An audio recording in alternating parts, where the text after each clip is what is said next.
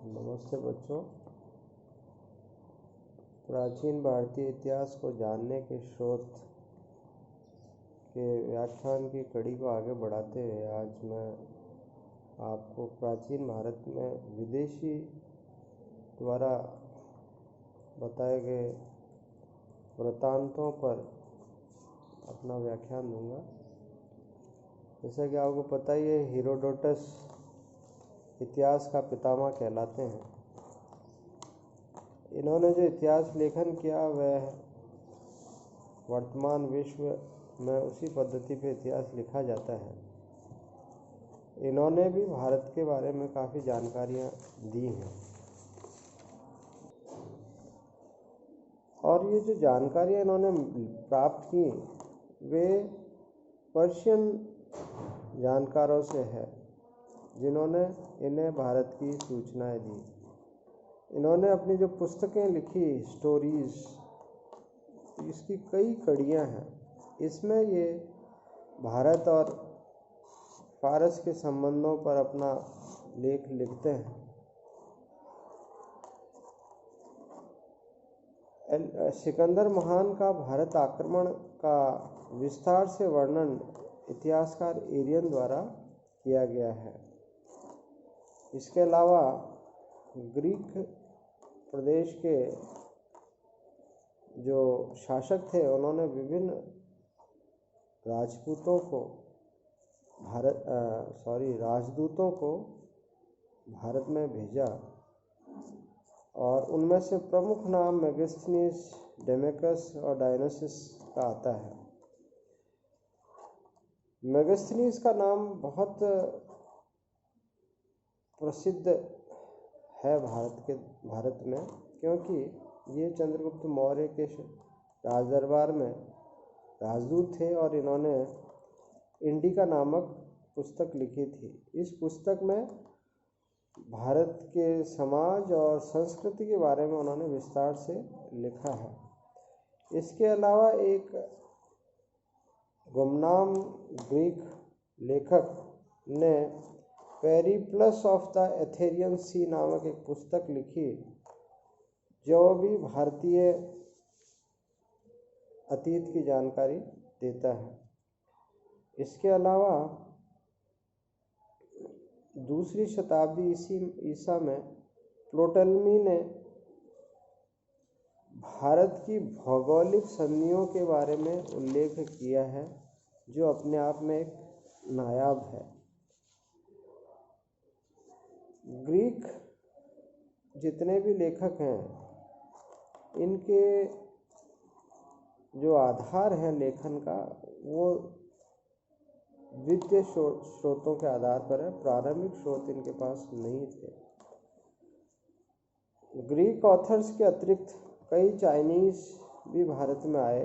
ये जो चीन के जो यात्री थे, इनका उद्देश्य बौद्ध धार्मिक स्थलों पर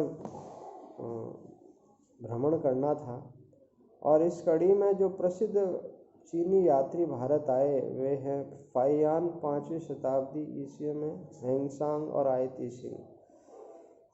हेंगसांग और आयती सिंह 7वीं शताब्दी ईसा में भारत आए और इन तीनों ने अपने अपने दृष्टिकोण से भारतीय लोगों के बारे में, यहाँ की संस्कृति के बारे में, यहाँ के अतीत के बारे में उल्लेख किया है।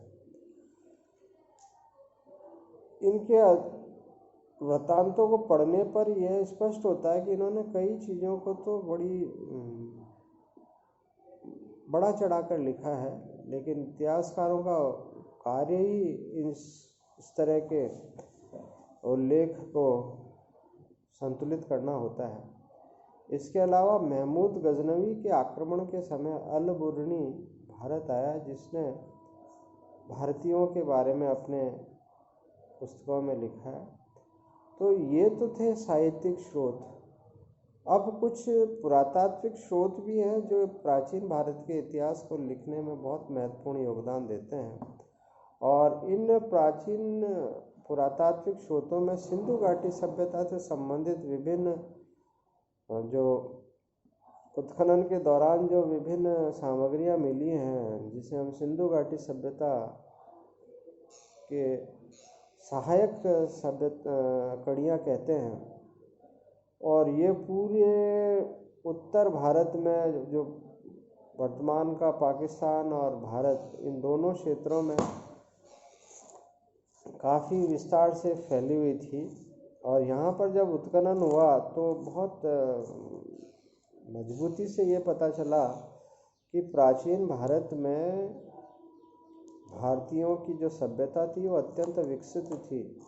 स्नानागार, रोड लाइट, रोड, ये आपके जो ड्रेनेज सिस्टम है, ये सारा एक सिस्टम से मिलना अपने आप में सभ्यता की कहानी कहता है। और सबसे बड़ी शहरी सभ्यताएं ये थीं, तो इसका मतलब ये था कि इससे पूर्व भी इन लोगों ने काफ़ी विकसित स्थिति में अपने आप को स्थापित कर लिया था। इसके अलावा अभिलेखों का अध्ययन और सिक्कों का अध्ययन, ये भी इतिहास को बहुत महत्वपूर्ण योगदान देते हैं इतिहास को जानने में।